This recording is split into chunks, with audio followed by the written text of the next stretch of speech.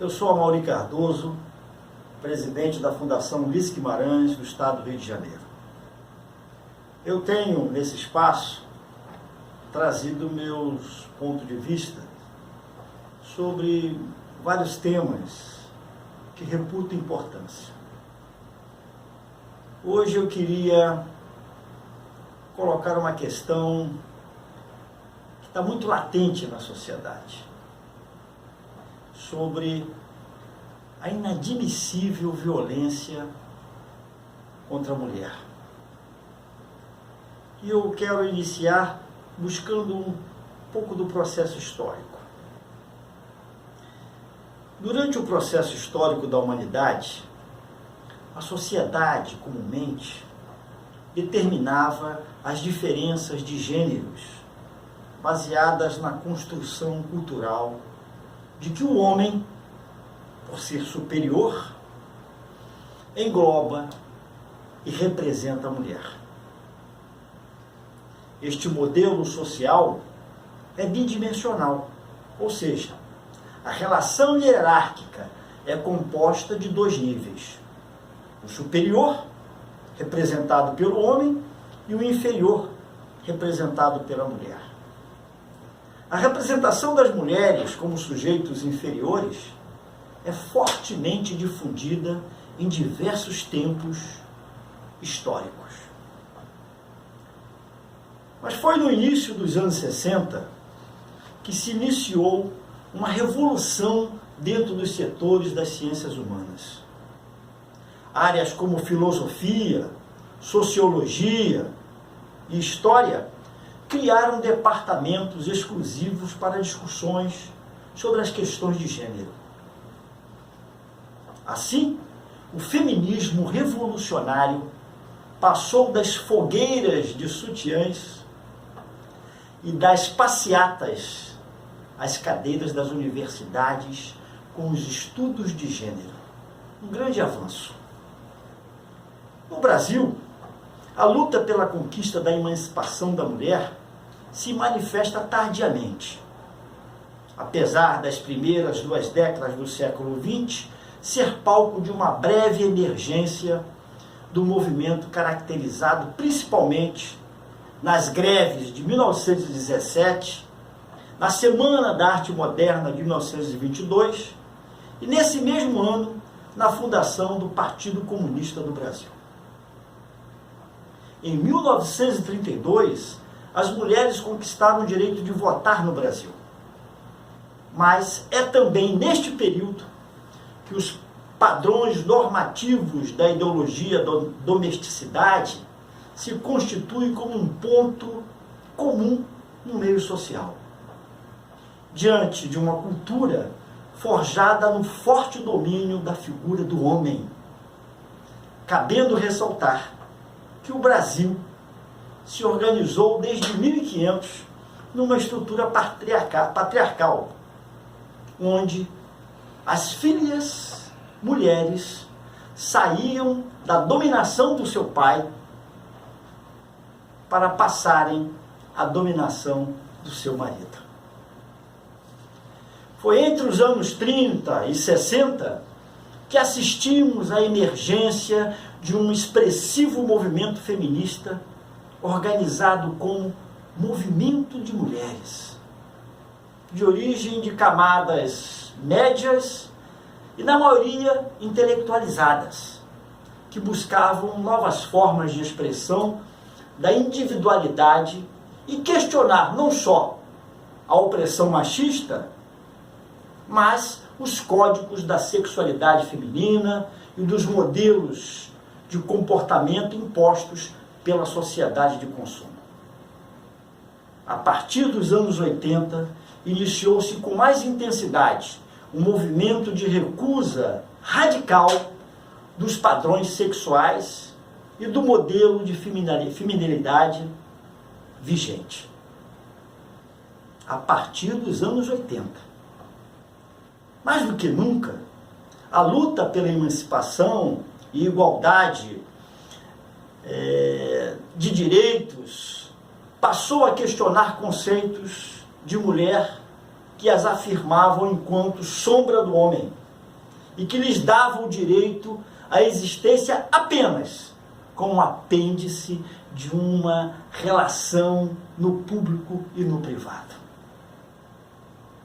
Sem dúvida, ao longo do século XX, foi no seu final que se passou a registrar as muitas das conquistas alcançadas pela mulher brasileira em todos os campos da vida social, especialmente no que se refere à aceitação das mulheres no mercado de trabalho e no seu reconhecimento profissional. No entanto, não há como negar o fato de que todas as conquistas arduamente ganhas ao longo dessas últimas décadas não estão consolidadas. Não estão consolidadas. Incrível. Século XXI, já terminando a segunda década. Ao contrário, são continuamente ameaçadas por pressões machistas, ameaçadas pelo mercado de consumo e pelo conservadorismo desenfreado da sociedade. Este ano, a Lei Maria da Penha completou 12 anos de existência e se tornou um marco essencial da conquista feminina. Somando-se a ela, veio a Lei 11.340, promulgada em 2006, que visa coibir agressões dentro de casa. Mas também tem a Lei 3.104, conhecida como a Lei do Feminicídio, promulgada em 2015. Mas, incrivelmente, infelizmente, essas medidas têm se revelado insuficientes ao combate à permanência da brutalidade machista que está enraizada por ser uma herança cultural do Brasil. O que se constata é que as agressões e homicídios fazem parte do cotidiano das mulheres brasileiras, independente da classe social, mas especialmente as negras pertencentes à baixa camada social. Pesquisas revelam que essa taxa de homicídios e crimes contra a mulher tem crescido em nosso país, onde o aumento da violência contra a mulher, o crime de feminicídio, subiu cerca de 22%, colocando o Brasil entre os piores países desse tipo de crime. O que se percebe é que as medidas de proteção ao crime contra a mulher, através das leis existentes, embora fundamentais, não têm inibido a intolerância e atos de brutalidade contra elas. Eu encerro esse meu ponto de vista tentando fazer uma reflexão sobre todo esse processo em que eu relatei aqui, procurando sintetizar a demora que tem levado para que a sociedade brasileira derrube a sua cultura machista e entenda que a mulher tem que ocupar o seu espaço na sociedade. Ser tratada com respeito e ser reconhecida